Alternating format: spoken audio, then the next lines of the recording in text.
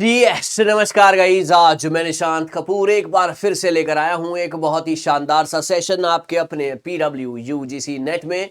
और यहां पर बारी है best action plan to crack UGC NET June 2024। कैसे आप जून 2024 में अपना बहुत ही बढ़िया सा अटेम्प्ट देकर पहली ही बारी में, अगर आप पहली बार एग्जाम दे रहे हैं या आपके इस अटेम्प्ट में आप अपने एग्जाम को क्वालिफाई कर सकते हैं बहुत ही आराम से। तो यहां पर मैं एक एक करके कुछ ऐसी बातें, कुछ ऐसे शानदार से आपके सामने कुछ बातें शेयर करूंगा या कुछ ऐसी टिप्स और ट्रिक्स शेयर करूंगा जिससे आपको बहुत ज्यादा आसानी होगी आपके एग्जाम को क्रैक करने के लिए, है ना। तो आप इस वीडियो को एंड तक देखिएगा। अगर आप फर्स्ट टाइमर हैं या आप इस बार का एग्जाम नहीं क्लियर कर पाए हैं, किसी भी रीजन से आपने आंसर की तो ऑलमोस्ट मिला ही ली होगी, तो जून 2024 को टारगेट करते हैं, नए सिरे से शुरुआत करते हैं और एक एक करके एग्जाम को क्रैक करने की कोशिश करते हैं। चलिए, तो यहां पर अगर मैं बात करता हूं, सबसे पहले cracking the UGC net exam जो है एक बहुत ही प्रॉपर सिस्टम मांगता है। एक सिस्टमैटिक अप्रोच चाहिए, एक प्लान्ड अप्रोच चाहिए, तभी आप एग्जाम को क्वालिफाई कर पाएंगे। मैं आपकी जानकारी के लिए जितने भी फर्स्ट टाइमर्स हैं मैं उनको बता दूं कि एग्जाम जो है दो भागों में डिवाइडेड है, पेपर 1 एंड पेपर 2। पेपर 1 में 50 क्वेश्चन, 10 यूनिट, हर क्वेश्चन 2 नंबर का, यानी कि टोटल हो गए 100 मार्क्स। और पेपर 2 आपका जो मास्टर्स का सब्जेक्ट है, मान लीजिए आपने पीजीटी, आपने जो है जो आपका पीजी है वो आपने कॉमर्स से किया है या मैनेजमेंट से किया है या आपने हिस्ट्री से किया है, सो उसके मार्क्स होंगे। उसका एक पेपर होगा तो 100 क्वेश्चन वहां से आएंगे, 100 इंटू 2 दैट इज 200, टोटल हो गया 300 नंबर का पेपर। करेक्ट। तो चलिए, अब एक एक करके सबसे पहले आपको क्या समझना है, सबसे पहले आपको समझना है कि सिलेबस जो है ना वो एक की है। इसका क्या मतलब हुआ बेटा? इसका मतलब ये हुआ कि अगर आप यूजीसी नेट का एग्जाम क्रैक करना चाहते हैं तो आपको सिलेबस को थॉरली पढ़ना पड़ेगा। इस तरीके से उसको डिवाइड कीजिए मैनेजेबल सेक्शंस में कि आपका जो है स्टडी प्लान ऐसा बन जाए कि आपको बहुत ही ज़्यादा आसानी हो चीज़ों को पढ़ने और समझने में। ऐसा नहीं है कि आपने सारा ही पढ़े जा रहे हैं और आपको समझ में कुछ भी नहीं आ रहा है। तो आपको एक प्रॉपर जो है थोड़े से लिमिट्स अपने डिज़ाइन करने पड़ेंगे कि इतना पढ़ना है, यहाँ से पढ़ना है, मैनेज करना है अपने आप को और अकॉर्डिंगली अपनी तैयारी जो है आगे बढ़ानी है। सो सिलेबस जो है बहुत ही इंपॉर्टेंट है, सिलेबस इज द की, तो ध्यान रखिएगा इस बात का। ठीक है, चलिए आगे बढ़ेंगे।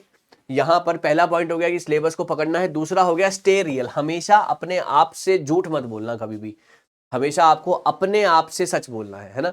आपको रियलिस्टिक अप्रोच बनानी है। Set study time table that aligns with you with your daily routine. ऐसा नहीं है कि हमने सिर्फ प्लान्स बना लिए हैं और उसको हम जो है अपनी असल जिंदगी में ला नहीं पा रहे हैं, तो वहां पर गड़बड़ हो जाएगी। तो स्टे रियल, अपना रियलिटी रखनी है और इस तरीके से जो है रहना है ताकि आप वो प्लान्स को अचीव कर पाएंगे। Allocate specific time slots for each subject and topic. हर बार अच्छा सब्जेक्ट और टॉपिक को मेंटेन रखिए। Include breaks to avoid burnout. हमेशा आपको ब्रेक्स के साथ साथ, मतलब ब्रेक्स का मतलब बेटा 10 मिनट का ब्रेक है ना। अगर आपने 2 घंटा पढ़ाई की है या 3 घंटा पढ़ाई की है तो 10 मिनट का या 15 मिनट का ब्रेक। ऐसा नहीं है कि 2 घंटा पढ़ाई करिए और 20 घंटे का ब्रेक, ऐसा नहीं करना होता। रियल रहना है, रियलिस्टिक रहना है, उतना ही पढ़ना है जितना पढ़ पाओ और प्रॉपर गैप्स के साथ पढ़ना है, अच्छा रहेगा आपके लिए। ठीक है, चलिए आगे बढ़ते हैं। अगली चीज जो है व्हाट टू स्टडी। अब स्टडी कहाँ से करनी है या क्या स्टडी करनी है। हमेशा एक दिक्कत जो है बच्चों के मन में रहती है कि सर स्टडी मटेरियल, हमेशा they are focusing on gathering the materials, है ना। गैदर नहीं करना है, don't focus on the quantity. आपको क्वांटिटी के ऊपर फोकस नहीं करना है, आपको फोकस करना है on the quality of the material, है ना।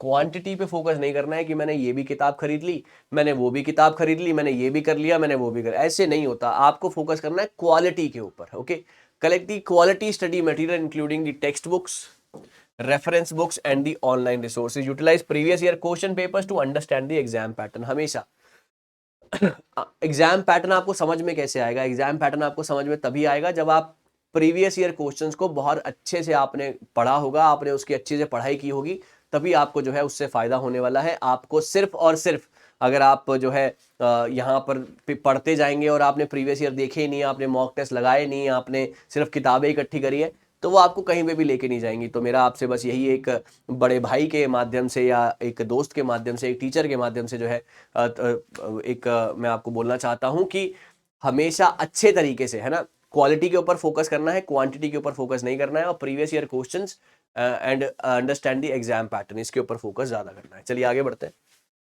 सब्जेक्ट इज द सक्सेस, है ना। आपका सब्जेक्ट क्या है।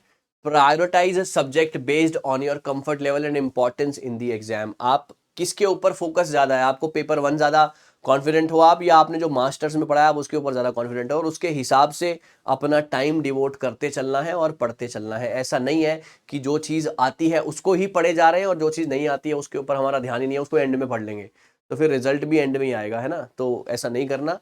सब्जेक्ट सक्सेस है आपकी, आप सब्जेक्ट को पकड़ लीजिए कि जहां पे आपका जो वीक पॉइंट है उसको शार्पन करने की कोशिश करते जाइए और रिजल्ट बेहतर से बेहतर होता चला जाएगा। ठीक है, चलिए आगे बढ़ते हैं।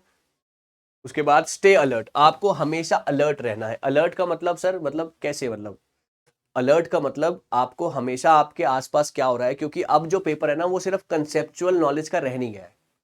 अब जो पेपर है वो सिर्फ कंसेप्चुअल नॉलेज का रहनी, सिर्फ आपको जो है आपने रट्टा लगा लिया है ना, वो नहीं है। कंसेप्चुअल नॉलेज का भी नहीं है, आपको जो है हर तरीके से अलर्ट रहना है, आपके आसपास क्या हो रहा है ना।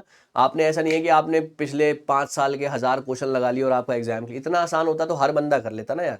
नहीं, इतना आसान नहीं है। आपको सिर्फ ध्यान देना है कि कैसे आपने अपने आप को बेस्ट करना है, आपने कैसे दीन दुनिया के साथ भी आप प्रॉपर अलाइंड होने चाहिए हो कि कहाँ क्या हो रहा है related to your subject, and you'll be very happy to see the changes in your results, है ना। तो आपको हमेशा अपडेटेड रहना है, डेवलपमेंट करना है सब्जेक्ट एरिया के अंदर, जर्नल्स को पढ़ते, वेबसाइट को, एकेडमिक पब्लिकेशंस का ध्यान रखना है कहाँ पर क्या छप रहा है। अगर मैं आईसीटी की बात करता हूँ क्या नया नया हो रहा है, पीपल एनवायरनमेंट की बात करूंगा, या आपके मैथ्स रीजनिंग में कौन कौन सी नई सवाल पूछे जा रहे हैं, या आपके जो है हायर एजुकेशन से क्या आ रहा है, तो हर तरीके से आपको तैयार रहना है उसमें। ठीक है, चलिए।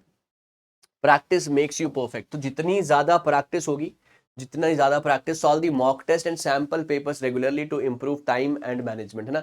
ज्यादा से ज्यादा सैंपल पेपर्स, ज्यादा से ज्यादा आपको जो है जितनी ज्यादा प्रैक्टिस करेंगे, जितने ज्यादा previous year questions mock test लगाएंगे, जितनी ज्यादा आपकी जो है बेहतरी उसमें होगी। Analyse your performance, identify the weak areas and focus on them.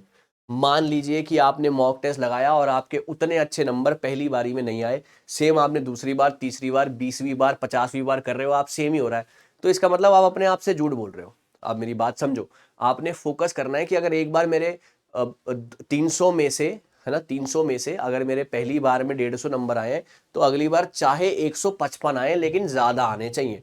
अगर 150 या आए जा रहे हैं 140, 45, 35 पे आप जा रहे हो, तो that means you are fooling yourself. वो काम नहीं करना, अपने आप से सच बोलना है और प्रैक्टिस करना है उन चीजों की जो कि आपके एग्जाम के लिए ज्यादा इंपॉर्टेंट है, जैसे कि प्रैक्टिस प्रीवियस ईयर पेपर्स, जैसे कि practice mock test. This is very very important, correct. आगे बढ़ते हैं। स्टे पॉजिटिव एंड मोटिवेटेड, ये बहुत इंपॉर्टेंट है। बच्चे ना मतलब हमेशा ये सोचते हैं सर 6 महीने इज अ वेरी लंबा प्रोसेस, तो एक लंबा ड्यूरेशन है, तो हम कहीं ना कहीं यहाँ पर वीक हो जाएंगे, हम नेगेटिव हो जाएंगे। ऐसा नहीं है, पॉजिटिव रहना है, मोटिवेटेड रहना है, बिलीव इन योर एबिलिटीज, अपनी एबिलिटीज पे फोकस रखिए और पॉजिटिव रहिए, है ना। जो चीज आपको अच्छी तरह आती है उसको इतनी अच्छी तरह कर लो कि उसको दोबारा देखने की जरूरत ना पड़े, ताकि वो बचा हुआ टाइम आप अपने वीक एरियाज में दे सको, correct. So stay positive and motivated, set short term goals and reward yourself upon upon achieving them. आपने आज ये सोचा कि ना आज मैंने 200 क्वेश्चंस प्रैक्टिस करने हैं, है ना। बी रियलिस्टिक अगेन, अगर आप 200 कर सकते हो तभी, नहीं तो मेक इट 100 और 50, है ना, एनीथिंग। और जब आपने वो कर लिया उसके बाद रिवॉर्ड योरसेल्फ कि आज मैं अपने आप को पार्टी दूंगा, है ना। मतलब एक सेल्फ अकम्प्लिशमेंट की फीलिंग आती है कि मैंने जो सोचा था वो मैंने कर लिया है और अब मैं इसका हकदार हूं, करेक्ट। सो ऐसे गिव योरसेल्फ अ, मतलब वो क्या कहते हैं ना, small small objectives, then try to achieve it, then reward yourself, that will boost your confidence. तो इससे बहुत अच्छा रहेगा आपको। तो स्टे पॉजिटिव एंड मोटिवेटेड, अच्छा रहेगा, okay. Stay informed about the exam updates, है ना। हमेशा एग्जाम में अगर कोई अपडेट आती है कि जैसे कि अब अपडेट अगर आती है कि एग्जाम का सिलेबस चेंज होगा, तो देखने वाली बात होगी कि क्या सिलेबस चेंज होगा, है ना, कितना चेंज होगा। तो उसके लिए अपडेटेड रहना है, उसके लिए स्क्रॉलिंग नहीं करनी सिर्फ इंस्टाग्राम या वाईटी पे, आपने उसको यहाँ पर भी ध्यान देना है, अपडेटेड रहना है, ताकि एग्जाम रिलेटेड जानकारी भी आपको सारी की सारी मिल सके। तो अगर कुछ चेंज होता है, मान लीजिए अगर वो कल को कह देते हैं कि मैथ्स और रीजनिंग आज से 40% आएगा, है ना, एक गैस कर रहा हूं, तो मे भी, है ना, तो आपको अपडेट रहना है, फिर मैथ्स और रीजनिंग के ऊपर फोकस करना है। अगर उन्होंने कह दिया कि हायर एजुकेशन से या पीपल एनवायरनमेंट से वाला पार्ट हट जाएगा, तो आपको फिर अकॉर्डिंगली अपने आप को प्रिपेयर रखना है। ठीक है, चलिए आगे बढ़ते हैं। हाँ जी, mock interviews and group discussion, try to give mock interviews, जितने ज्यादा आप मॉक इंटरव्यूज देंगे, मतलब मॉक टेस्ट से यहाँ पे मतलब है, I am not talking about mock interviews, I am talking about mock test, है ना. Try to give as many mock test as possible and try to be among those people who are already preparing for the exam or prepared for the exam or cleared the exam, है ना. वो कहते हैं ना कि अगर 100 बंदे बैठे हैं या 10 बंदे बैठे हैं और वो बहुत ज़्यादा इंटेलिजेंट है, तो अगर आप वहाँ पे 11वां बंदा बैठते हो तो ये 99.9% इस बात की श्योरिटी हो जाएगी कि 11वें बंदे जो वहाँ से उठेंगे वो आप होंगे इंटेलिजेंट बन के. तो वही है. तो ऐसे लोगों के साथ ग्रुप बनाइए, ग्रुप डिस्कशन कीजिए या मॉक टेस्ट लगाइए जो कि ऑलरेडी एग्जाम दे चुके हैं, देने वाले हैं या पास कर चुके हैं. तो आपको बहुत ज़्यादा आपका जो है कॉन्फिडेंस वहाँ पे बूस्टअप होगा ऐसे लोगों के साथ बैठकर. Last minute revision is very very important. हमेशा, है ना, हमेशा आपको फोकस करना है last minute revision for a few days before the exam. Revision का मतलब ऐसा नहीं है कि लास्ट डे पे ही पढ़ना है, लास्ट डे पे ही आपने सारी की सारी मेहनत करनी है, ऐसा नहीं होता. आपने सारा पढ़ लिया है but give a quick revision कि हाँ यहाँ से ये पढ़ना है, यहाँ से ये पढ़ना है, मतलब give your self a pointers की ये पॉइंटर्स आपने बना लिए हैं और फिर पढ़ना है. तो इसी से आपका एग्जाम क्लियर होगा. तो जितनी भी बातें मैंने आपको बताई हैं are very very very very important for your exam. So मैं बस यही कहना चाहता हूँ कि ज़्यादा से ज़्यादा फोकस कीजिए. फोकस ऑन दी की कंसेप्ट्स एंड फॉर्मूलाज जो भी आपको पढ़ाए जाएंगे. रिमेंबर कंसिस्टेंसी जो है आपकी की है. आपको निरंतर अभ्यास करना पड़ेगा. आपको निरंतर अभ्यास करना पड़ेगा. ऐसा नहीं है कि एक आधी बार या 2-4 दिन पढ़ के आप एग्जाम को क्लियर कर लेंगे. ये 6 महीने का मैराथन है. सो मैराथन की तरह इसको जिएंगे और धीरे धीरे करके स्टेप बाय स्टेप अपना जो है अचीवमेंट लाएंगे और अपना एग्जाम क्रैक करेंगे. Thank you so very much. मुझे उम्मीद है कि आपको ये समझ में आया होगा और आप इसी तरीके से बढ़िया बढ़िया सेशंस में मेरे साथ जुड़े रहेंगे और बेस्ट टू बेस्ट कंटेंट मैं आपके साथ शेयर करता रहूँगा और आपका हौसला बढ़ाता रहूँगा. Thank you guys. All the best. Thank you.